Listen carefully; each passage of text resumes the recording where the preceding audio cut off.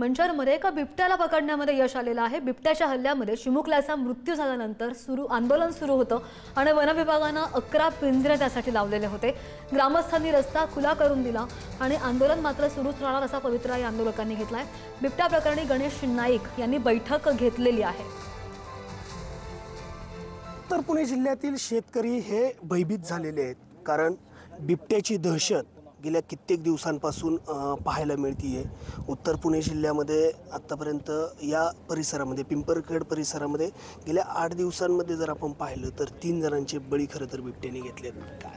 8 दिवसात 15 दिवसात 8 दिवसाला जर देह चाललाय, प्रत्येक शेतकरी विचार काय करत असेल, माझा मुलगा जगल का नाही, मी जगल का नाही, का माझा गेलेला माणूस शेतातून घरी येतो का नाही, आपण बार द्यायचं। बरं शेती केल्याशिवाय दुसरे काय शेतकऱ्याला काय उपाय नाही, त्याच्यावरच पोट चालतंय। त्याच्या 2 रुपये मिळाले तर लोक खातात, त्या बाजार भाव नाहीत आणि प्रत्येकाने ऊसाचा जर दर भाव ठराविक 4 रुपये मिळतात, ह्या हिशोबाने लोक ऊस लावतात आणि ऊस बंद केला तर त्यांनी काय करावं, कांद्याला भाव नाहीत, कारण तो माल केला तरकारी राबायचं आणि रुपया मिळत नाही। सगळा जर खर्च काढला तर शून्य शिल्लक येते आणि मग ती शून्य शिल्लक आपल्या मागच्या कुटुंबाला कसं पोट भरायचं, हा मोठा मुद्दा आहे। एक शिवण्या गेली, रोहन गेलाय, ती आजी गेली, आमच्या गावातले 10 माणसं गेल्यात, उद्या मला पण मी तर एकटीच महिला आहे। रोज संघर्ष या पुरुषांबरोबर करू शकत नाही तरी मी येते का चला आपल्याला पण कुठेतरी न्याय भेटेल, आणि असा संघर्ष घेणं खूप अवघड आहे।